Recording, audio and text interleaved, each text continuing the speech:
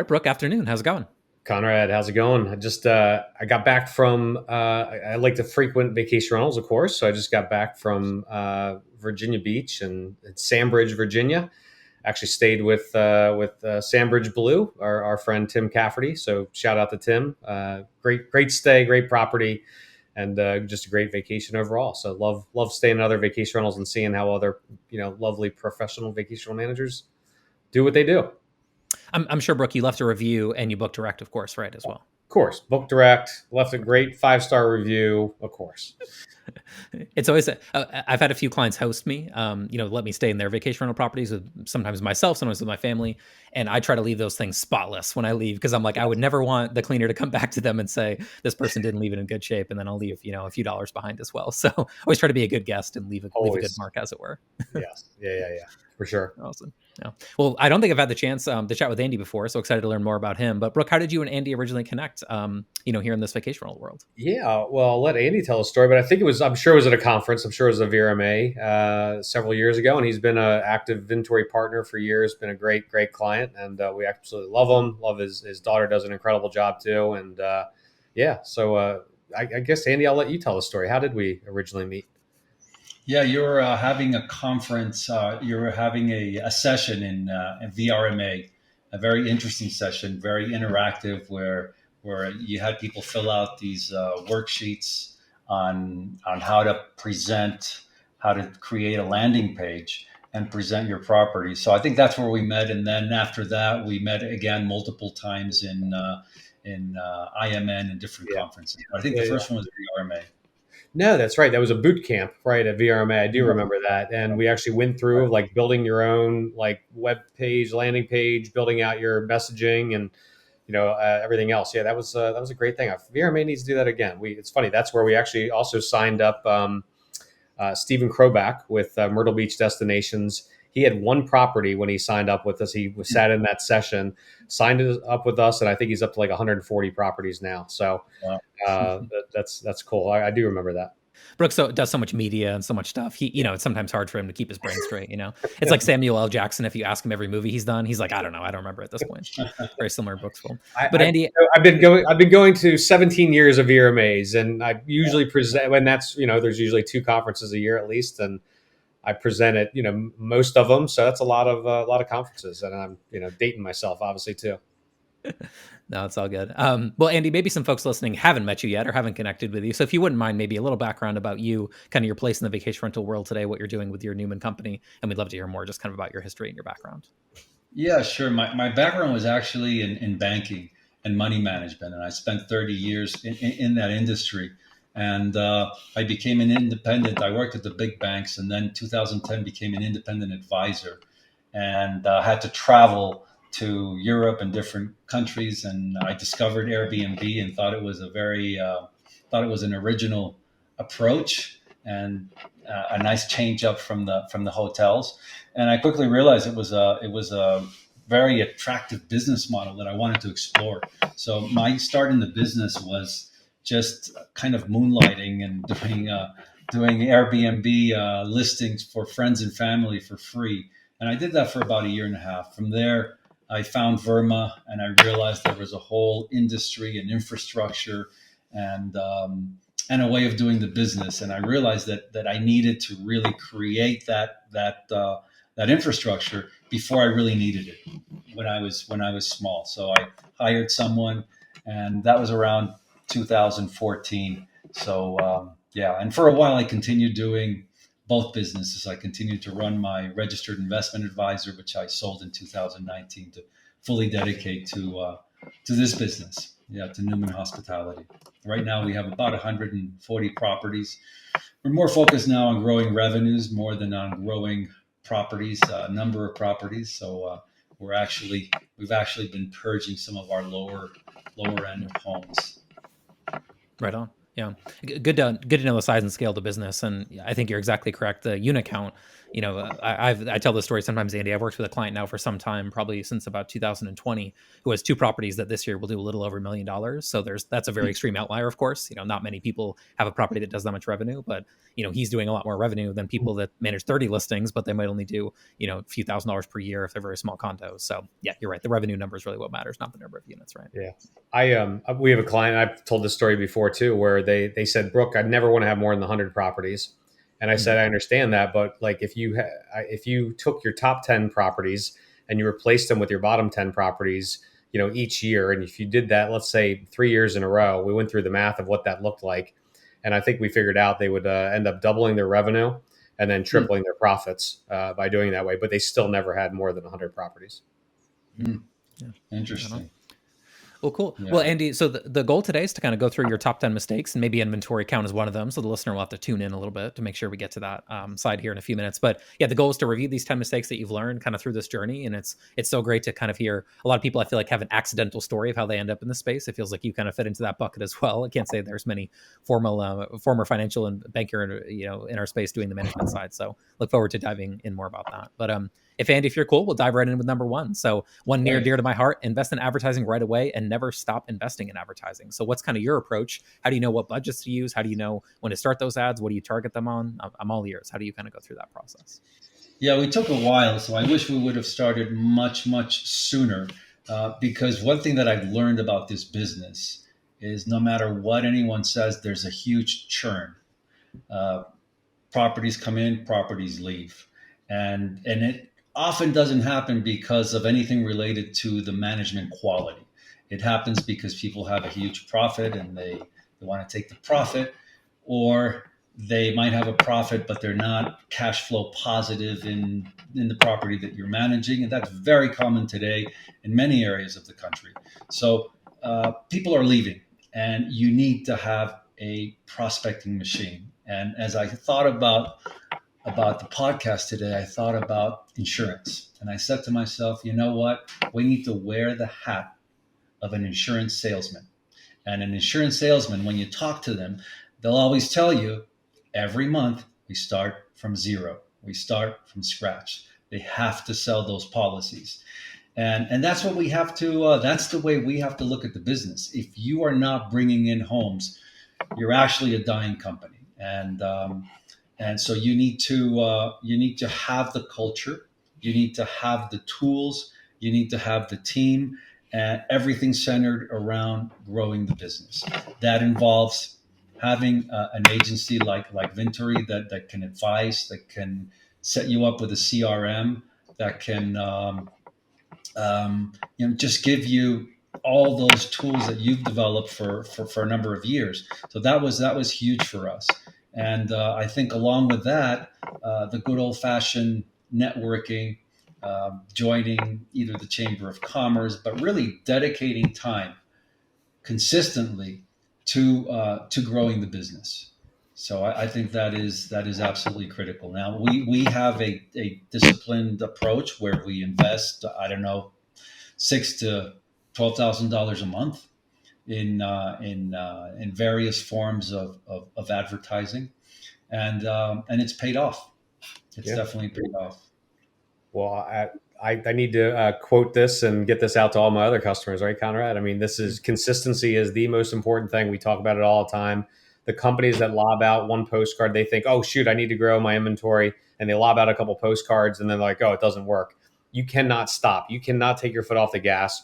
You have to continually, send out marketing. I think 12 months a year, even if it's not hunting season, they need to see your marketing. And here's the thing: they will hold on to those postcards for 6 months, 8 months, 9 months, a year and a half. We've call tracking. We see these reports.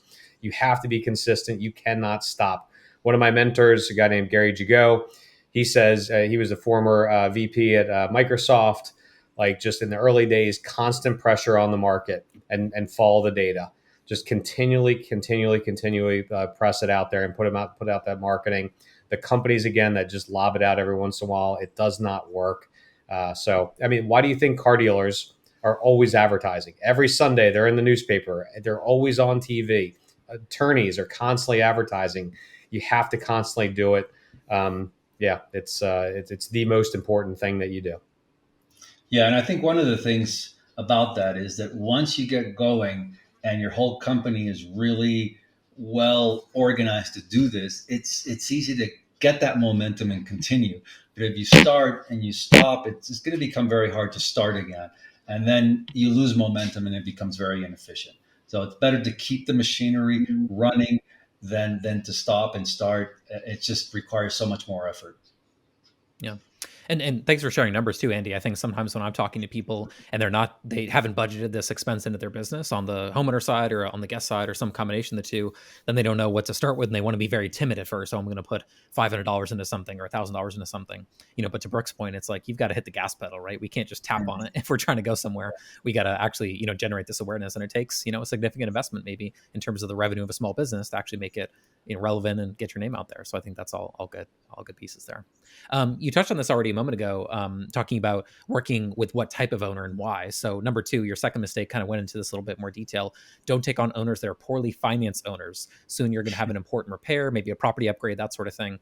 And the owner's maybe going to have a hard time maybe swallowing that or accepting that. So what's kind of your way to find the right owner who's willing to invest in that property or deal with problems or issues when they pop up? Yeah, I keep seeing this. In fact, I'm dealing with an issue right now with an owner whose house flooded. People that are on a shoestring and struggling, uh, they're kind of in a jungle, and they will bring you into their jungle. And what I have found, and I also come from a background of course, in banking and money management, so I can draw from that, from 30 years where I've seen that there as well. The people that are in chaos, in the financial chaos, that chaos transcends and goes everywhere in their life. So everything becomes a hassle. Everything becomes almost a fight, resistance, and they will not invest, they will not repair, and they will be a huge drain in your energy. And you will spend probably on the dollars that get generated, you will spend 4 times as much of your time with these people, and it really won't be worth it. So yeah, what you want to see is really people that have reserves, people that understand that you need to spend in marketing, that you need to have amenities, that you need to constantly update a home, and that can be from small, constant, frequent tweaks to do-overs. You were talking about the car business. The car business knows this very well. I mean, every year they have their little change-ups, but every 6 year, that car is going to look radically different because they need that. They need that reinvention. So owners on a shoestring and that are leveraged to the hilt, and that they don't know they're going to make, if they don't make their mortgage payment 1 month, they're already in panic. It's normal to have 1 month, maybe two, where you're slightly below in your cash flow, right? So it's a combination of having the resources, and not just that, but also having the mentality that you need to put money in. This is not a flip. This is not a short-term proposition. You're going to do really well if you stay in the market. What do they say? It's not the timing, but the time that you're in the market. It's the same in our business.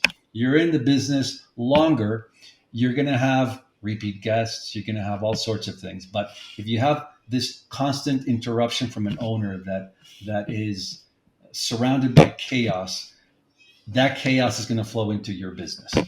Yeah. We have a partner that says they won't take on any properties that the owner purchased in, what was it, like end of 2020, early 2021, just because they're in a bad situation. They know they're over levered. They're expecting the world. They're levered to the hill. You know what I mean? They don't have any cash reserves. And you're right. It's like when they're desperate, and I love your analogy, your metaphor. It's like, they're in a jungle and they're bringing you into their jungle, right? It's fantastic. Like, they're desperate. So what do? They're taking it out on you. They're probably going to start chasing all these different other things. And yeah, it's just going to end up being a waste of your time. So you couldn't have said that any better. Yeah, perfect, Andy. So number three, your example there was talking about over concentrating inventory versus over diversifying. I feel like we see this a lot, right? And usually I find what people tend to do is they tend to want to jump to other markets right away. Or, I did well in this market, I'm going to go over to this other market and I'm going to do the same thing. So what's kind of your philosophy on that? How do you choose the right markets to focus on? And then on the flip side, how do you not put all your eggs in one basket, as it were?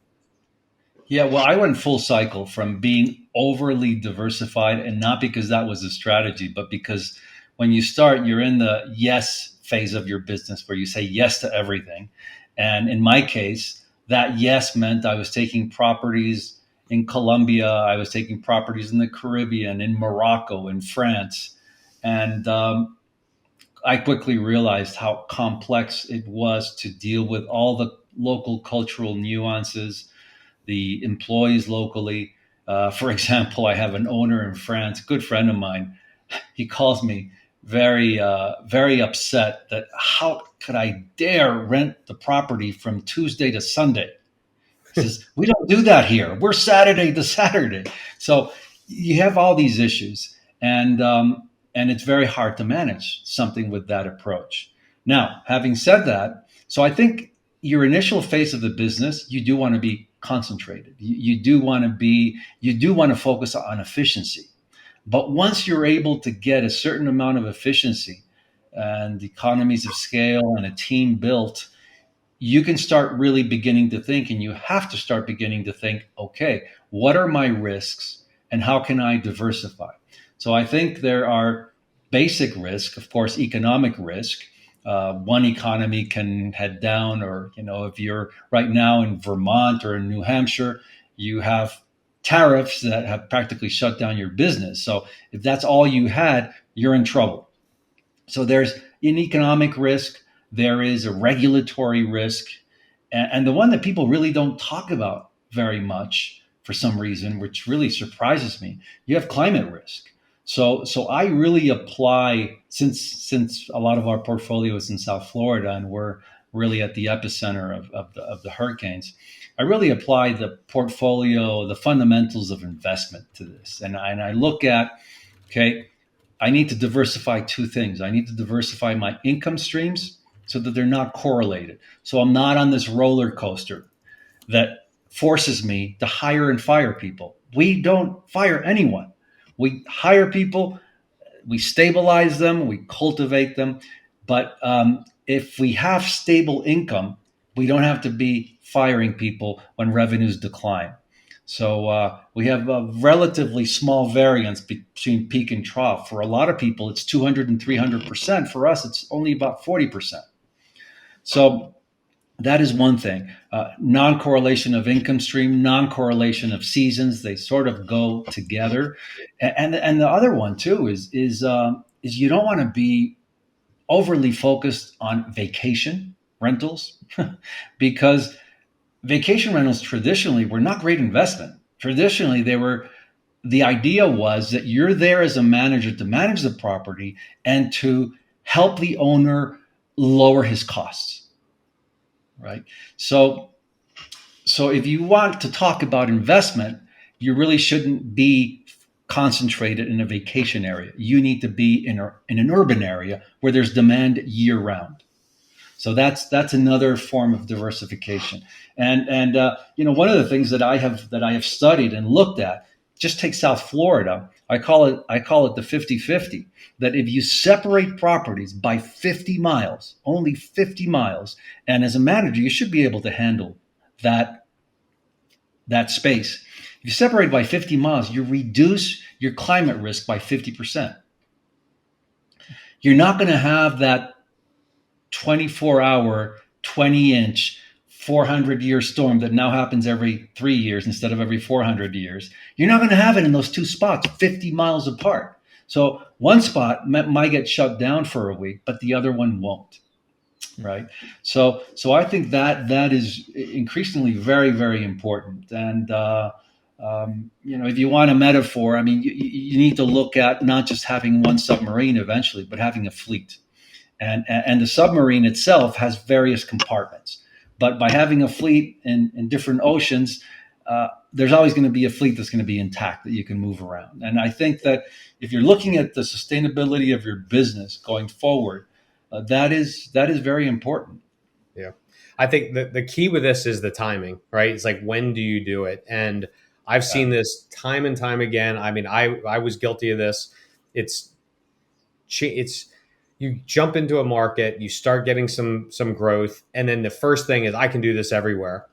but where your attention goes, there goes the the business. You know what I mean? So when I launched in in Ocean City, we ended up like we had some nice growth. I'm like, oh, I'm going to do this in Ocean City, New Jersey. I'm going to go down to Virginia. I'm going to go down to North Carolina. And what ends up happening is your core business, falters. You really enlist. So I was really adamant about figuring out I was really adamant about expanding, but like afterwards I was like, I knew it was so important, so critically important for me to stay in that market until I had a good market share. I had a good GM, and then I could be that pioneer. I could be that trailblazer that went to that next market. But until you really have like critical mass, until you have the team assembled to do that, where it's like running on autopilot, it's really hard to do. And again, it's the timing that's so critical. It's so important to figure out when you can actually do it properly. But then the other side of this is exactly what you said, is the diversification. Because I've also seen a lot of companies that have really gotten, I mean, look at, what happened in Maui. I mean, we have a partner that literally within 3 hours, they lost 98% of their inventory. Everything burned down. We've had other partners that literally, wildfires in Gatlinburg, wiped out, half their inventory. We've had other partners that, hurricanes have crushed everything about them. So, if you don't have that diversification, I mean, look at what happened with the BP oil spill. I mean, we talked about this before. It's like the only thing for certain is every 7 to 10 years, there is a black swan event. And that doesn't even necessarily count the local type stuff. So having those, that diversification definitely is nice. But again, it's knowing when to do it, because if you do it too early, you're going to lose your attention. You're going to lose your focus and your growth. If you do it too late, you missed out on that opportunity. Yeah, that's so true. And you don't want to do too many and do them at the same time.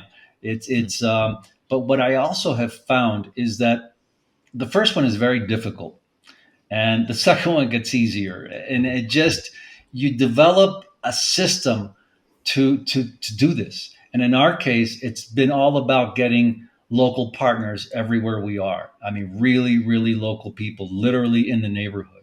And we're happy to give up a lot of upside and all the cleaning markups and all the maintenance markups to really not have to hire a local GM, but have that partner be in effect the local GM.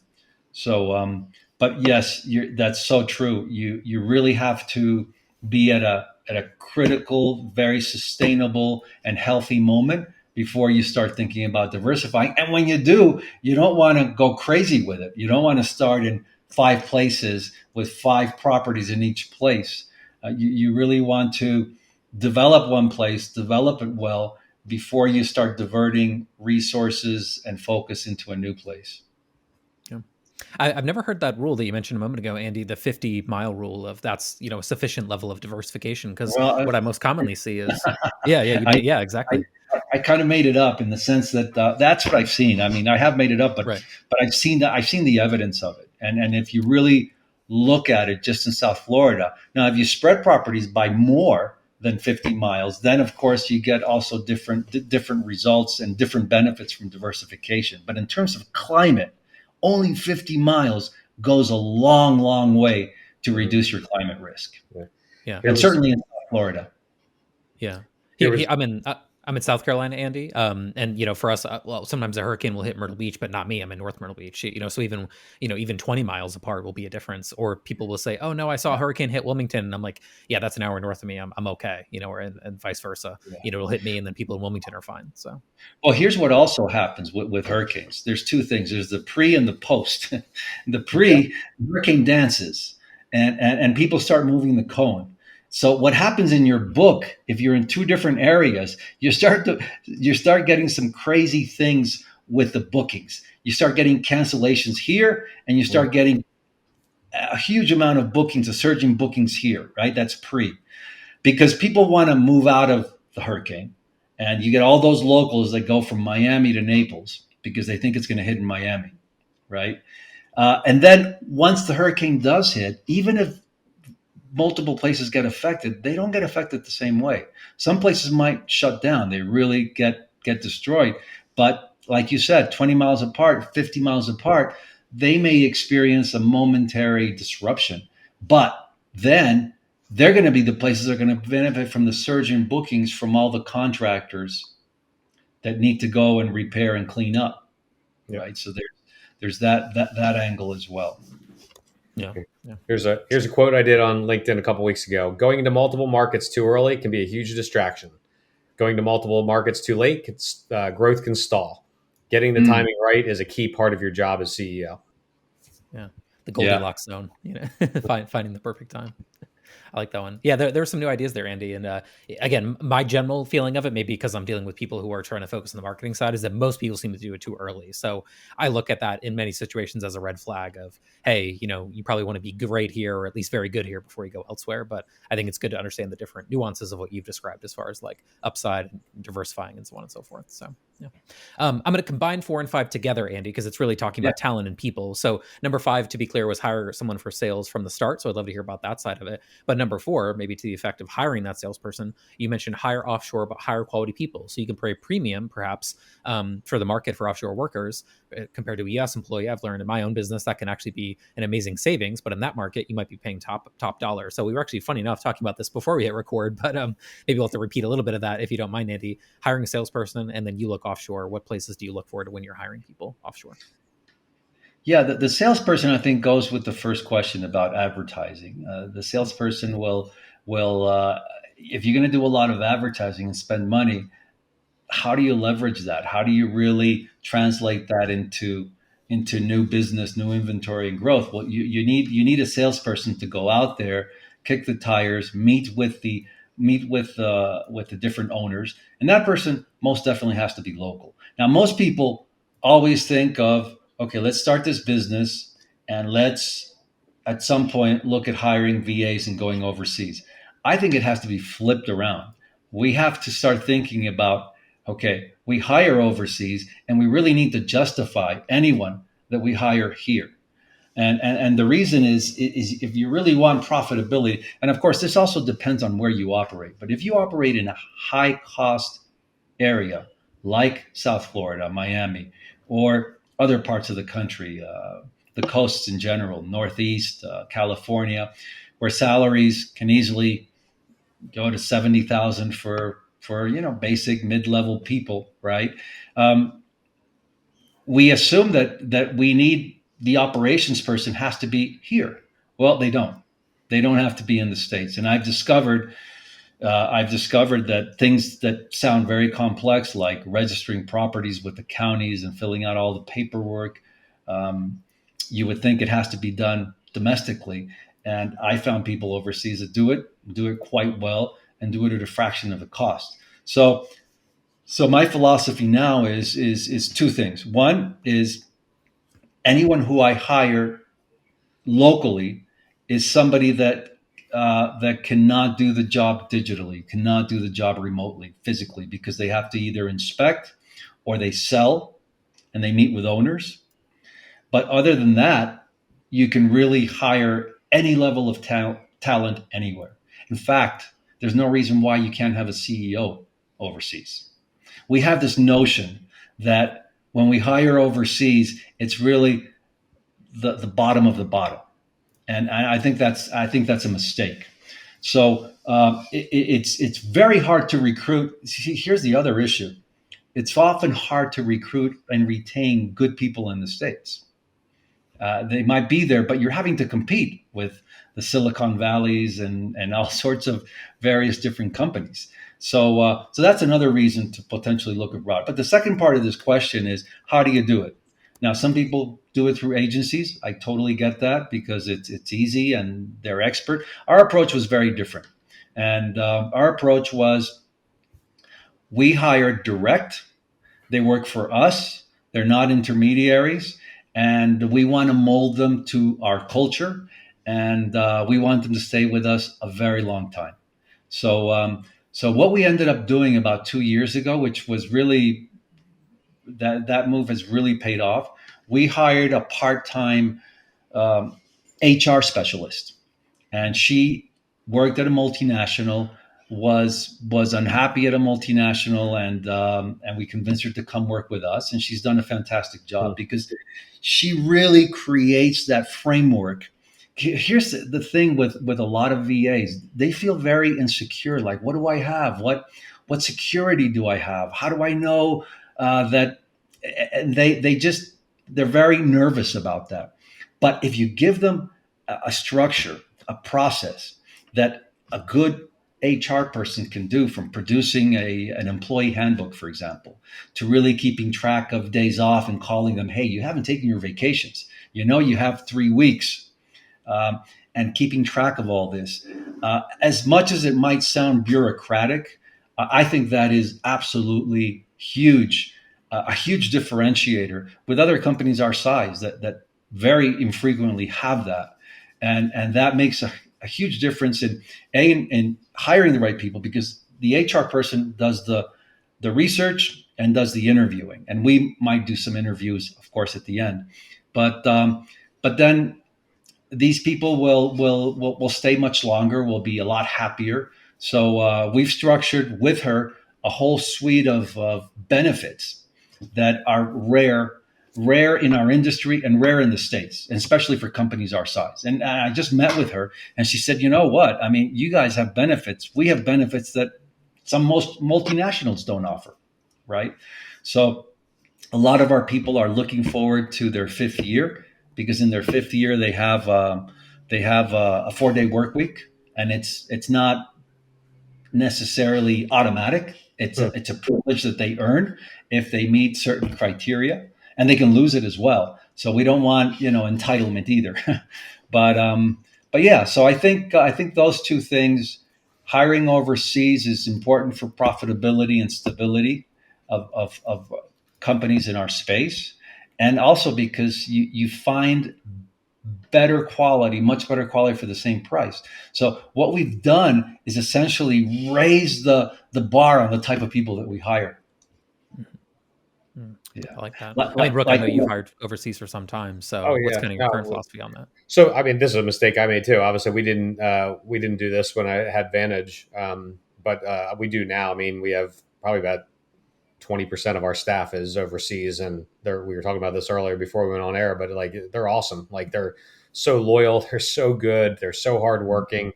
I absolutely love them. And, when we're looking at hiring now, like, the first thought is, okay, can we fill that role overseas? And to your point, Andy, like, very often, a lot of these roles you can. Now, some of them you can't, but you want to have US based, but like, it's for the majority, like, we're filling a lot of those roles overseas, and we absolutely love it.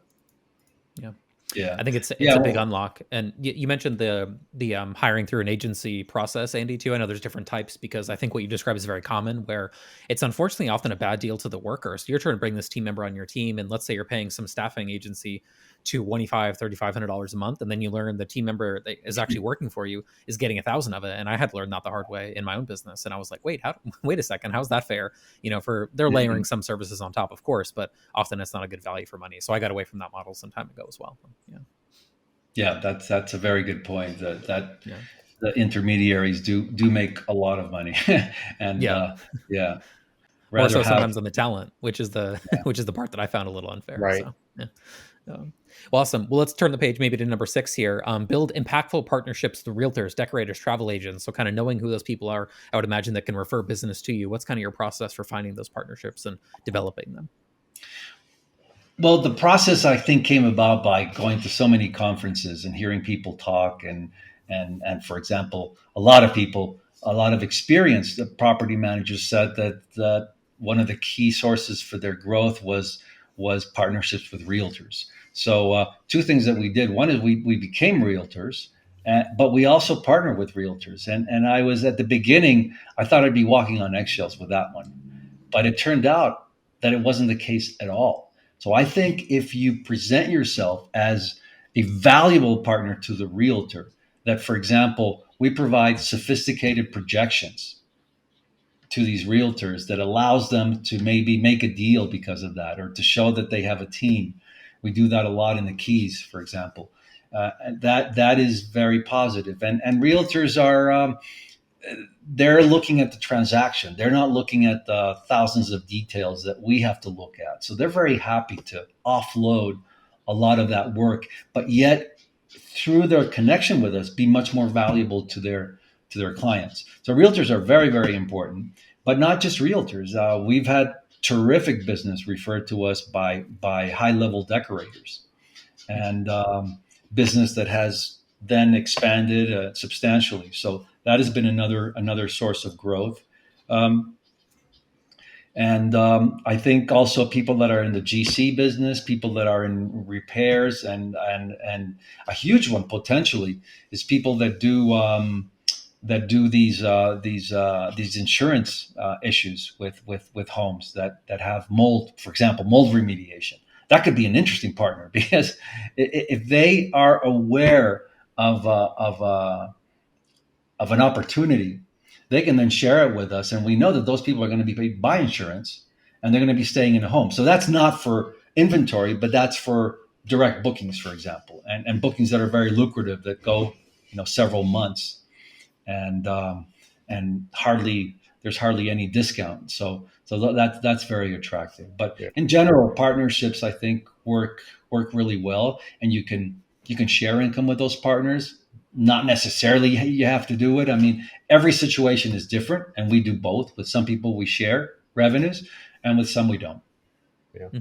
Well, so when I was down in Orlando, like we were a critical part of the piece of these realtors. Like they would bring these prospects in.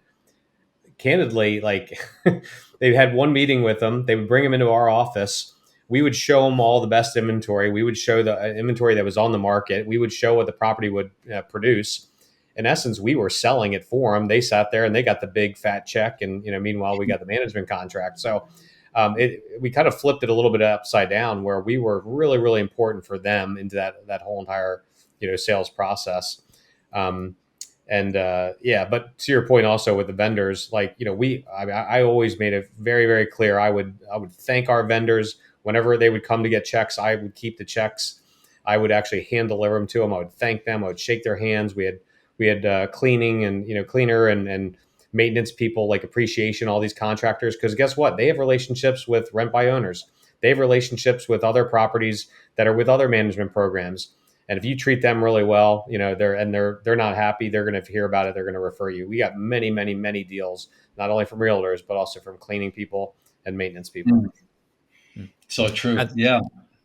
Yeah. I had a client that happened to recently, Brooke. They got 13 properties from a cleaner, treating a cleaner the right way. And then that cleaner was cleaning for an RBO that basically was like not wanting to deal with the day-to-day, had 13 properties. He was cleaning for all of them. It was kind of a husband-wife duo, referred it back to our client, and boom, they got 13 properties off just treating one cleaner, one housekeeping team the right way. So obviously that's very uncommon. You don't often find that to be the case, but to your point, Brooke, you never know what's on the other side of that referral. It could be something amazing. And here's another hack: like give all your cleaners and maintenance people cards with a referral code on there that about if they're interested in getting more information, and you give them a spiff if they end up referring anyone over, and it has their name on the back of that card, and then they know exactly, maybe it's a QR code, maybe it's a number to call, because they're the ones that are out in the properties. They're the ones that are out there seeing other. I mean, I was actually walking. I was up in Vermont. And we were walking a unit, and literally while we were walking a unit, like one of the other owners came and said, "Oh, do you guys manage properties?" And just we happened to be there. So, those are your boots on the ground. So make sure you give them, arm them with the information they need to be successful, and spiff them and give them incentives to do it. Yeah, absolutely. Yeah, that's a really good point. That everybody in your network, all your vendors can potentially and it's really creating that culture that hey, you can leverage your business by giving us referrals. Yeah, you're already there. You have contact with people and owners, etc. The pool guy, for example, that's another one. I mean, they service not just your pools, but hundreds of other pools. So yeah, and they're all vacation homes. So there's a lot of opportunity there. Yeah, couldn't agree more. Well, number 7, Andy, in your list was kind of a pivot into more on the OTA side of things. So, just follow all the policies in the OTA, play by the rules. If you thought you had some clever way to bypass the OTA and, trick a guest to come off OTA and do it direct, that's probably not the right way to do it. So what's kind of your current approach about how you handle the OTAs and make sure that you're compliant and that you're doing the right things on those platforms, those OTA platforms? Yeah, there's a few challenges. The obvious one is follow the rules with the big thing. So, I think the first part of it though is property managers, I think, need to change their attitude toward OTAs. There's a lot of ambivalence. There's a lot of resistance.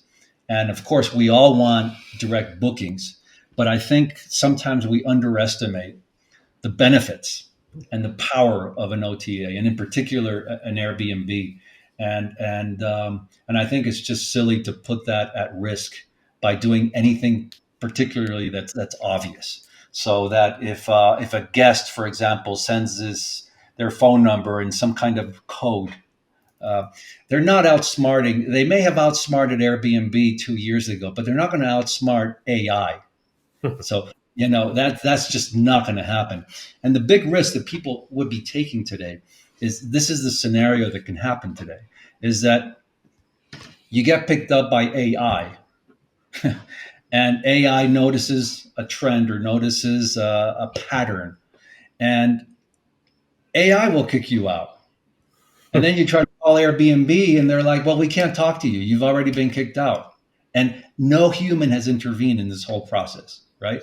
So you have to be very careful. Turn AI into your friend rather than enemy. So have AI explain the host agreement and summarize the host agreement, because if you try to do it yourself, you're going to spend like days upon days reading through that thing. But AI can probably summarize it. So understand it well and do follow it. But the other part to this is that Airbnb gives you something that you could never get, which is a huge, powerful stage that no money can buy.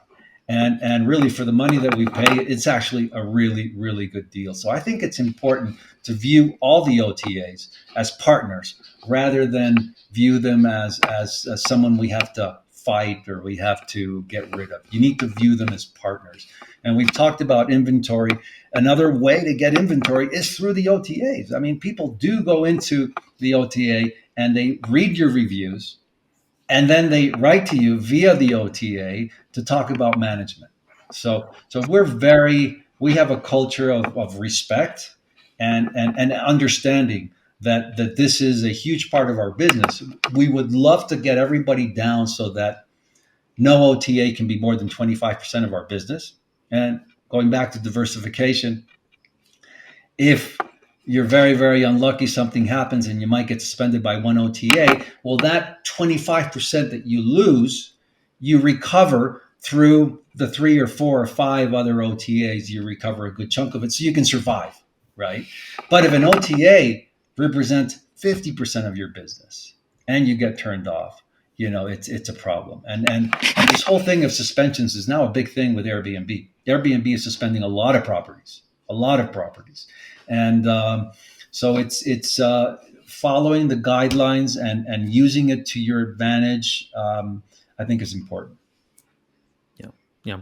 The thing I've heard before, Andy, as we pivot in your next one, talking about direct bookings is, Matt Landau came up with this years ago, the idea of a table has 4 legs on it. So your 25% figure, I think, is spot on to that. Because wouldn't it be great if 25% of your guests were just repeats? They just come back to you directly.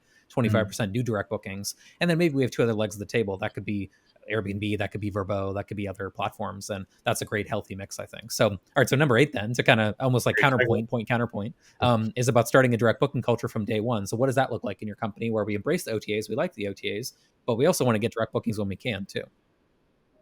Yeah. We weren't really very aware of direct bookings at the beginning. I mean, we weren't even aware that this was a thing, right? At the very beginning, you're just hanging on to the easiest, to the lowest fruit, and that was Airbnb. So this really started, I think, a couple of years into the business. And direct bookings is really key with advertising, using agencies such as Vintory, through the website, through really good hospitality. So I think time in the business is really important to help you with the direct booking. And I think I like to say that the OTA gives you a transaction and you have the opportunity to leverage that into a relationship. So one of our values in our company is to become hospitality detectives, to really know and understand our guests very, very well, so that we can have conversations with them so that they come back and book direct.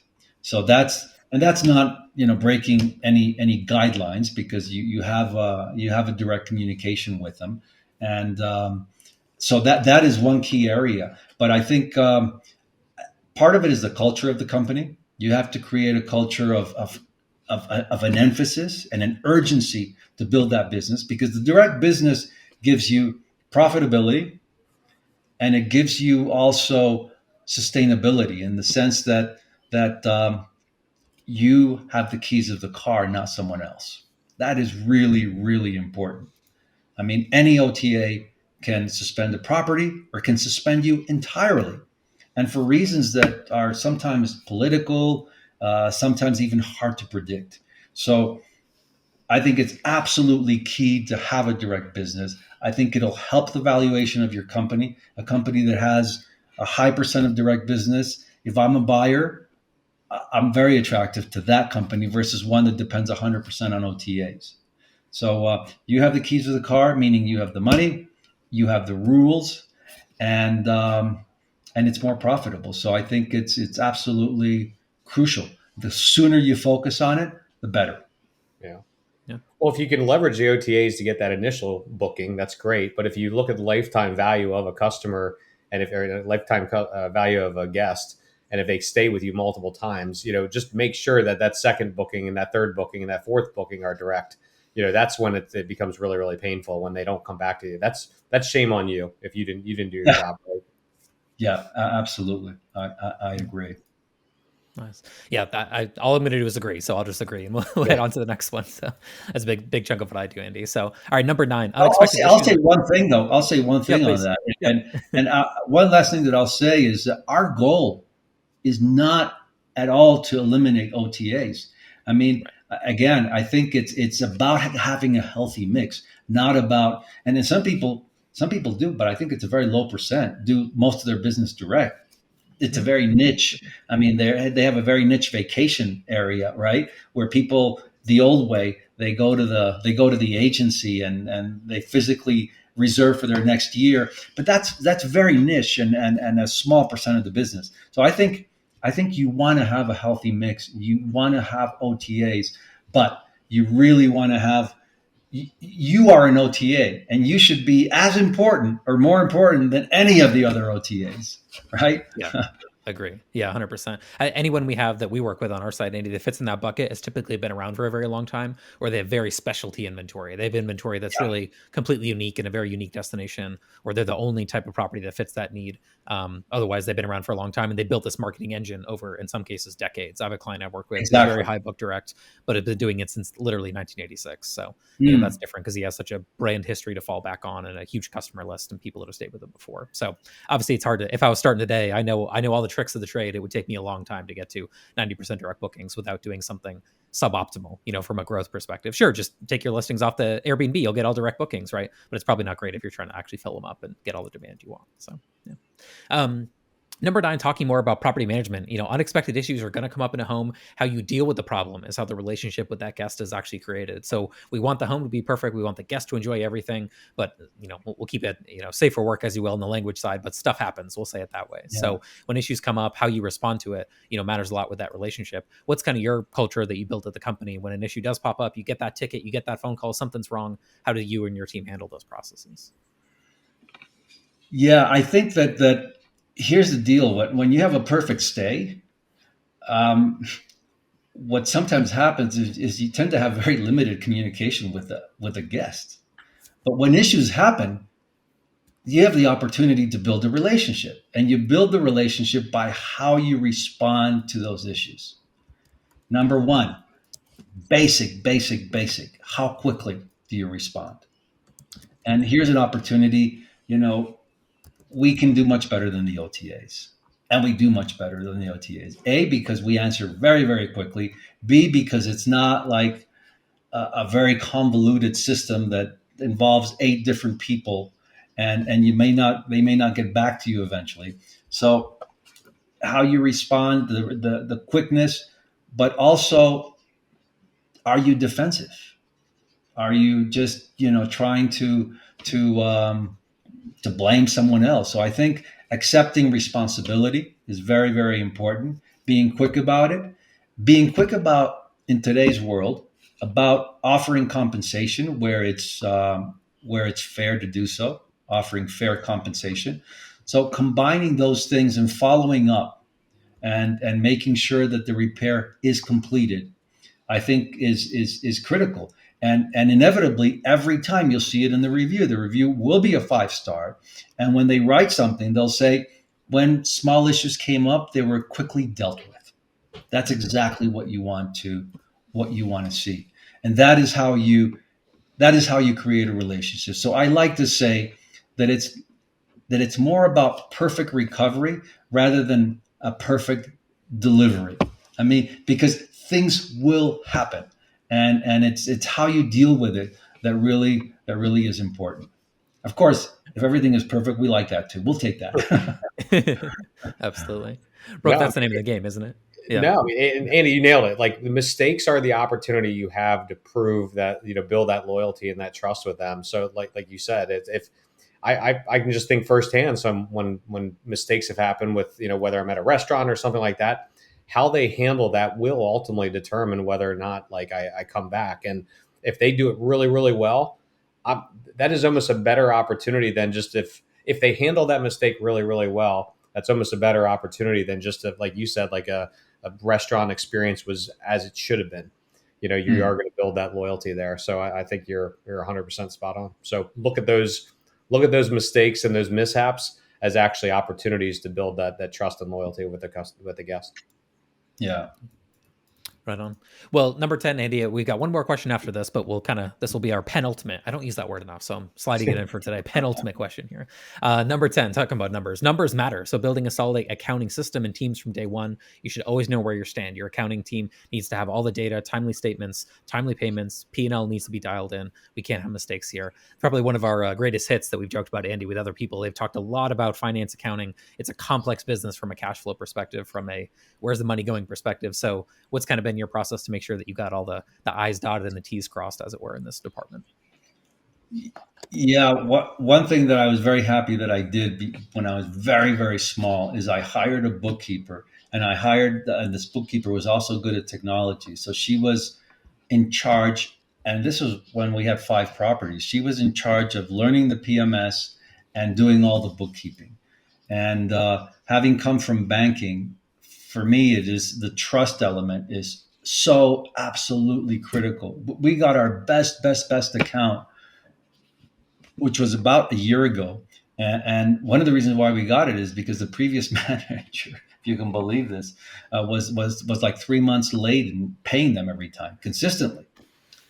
So the January, I can't believe it, unfortunately. would be See it a lot in March or April, and that's such a easy area to differentiate yourself, because people might start as a mom and pop or a solopreneur, and they're all focused on the hospitality, which is great, and they're all focused on maybe getting inventory, and then the numbers part, that's the part that just kind of just falls off, and very quickly, very quickly, it catches up to you, and companies either go under or you lose clients because the accounting is not clear.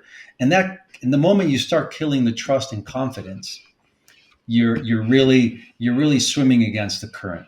So I think it's as important as hospitality, and you need to get that right from the get-go. And one of the things that I didn't do, and now it's costing me a lot, I switched PMS.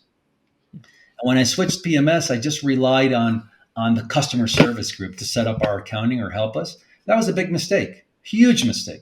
I should have hired an expert in that PMS, in accounting, to do it. And now I've done it. But what happens now? Now we have to undo all the things that we did wrong from the very beginning. And it's we're probably almost a year into it, and it's still not done. So do it right from the beginning. Spend money, get the expertise, do it right from the beginning. Yeah. Brooke, we got to insert Jen Ford plug here. Is that the case? Yeah. I mean, I think we literally, this is the standard one every week, but yeah, get it straight, get it done from the beginning. Hire somebody like Jen Ford who understands how to do this, get it set up. No questions asked, go, move on. Love it. Well, Brooke, one more question, then we'll get Andy out of here for today. But Andy, this has been fun. We thank you for your time. Yeah. Yeah. Thanks for coming out, Andy. Always appreciate it. It's always great seeing you. Looking forward to seeing you at the next conference. But one last question. If you go back in time and give your 25-year-old self some advice, what would it be? Yeah, 25 years. Well, when I was 25, I was recently started in Wall Street, so I was really focused on making money, on being the top producer. All my clients were 2 to 3 times my age, so I told myself this story that I needed to act old, that I needed to be very serious and very boring and always say the right thing. So in essence, I was always walking on eggshell. So what would I say to my 25-year-old self? Get off the eggshells. Just, crush the eggshells. Be yourself. Be that enthusiastic, passionate, curious guy, and frankly, it'll use up less energy, and you'll get a lot further, because that's the only person that can really inspire people and bring you everything that you want to get. The second thing I would say is raise your situational awareness and your self-awareness. In other words, pay attention to your emotions. Pay attention to how you are showing up. In other words, get into a deep listening mode. And if you do that, you will attract the right teachers, the right mentors, the right guides that will tell you amazing stories, that will show you amazing opportunities, and that will make it quite a bit more fun. So I would say spend as much time growing yourself as you do growing your business. That's great. Fantastic. Great way to end this. Brooke, there's one more thing we need to grow. And that's the reviews that we get on the podcast. So if the listener would made it all the way to the end, go to your podcast app of choice, iTunes, we get the most downloads there. Spotify, we get the second most downloads there. Go there, click 5 stars. We're not going to convince awesome, cool guests like Andy to come on the show unless they see a lot of downloads, a lot of reviews. So we appreciate that. We thank you, and we'll catch you on the next one. Andy, thanks again for your time. We appreciate it. Thank you.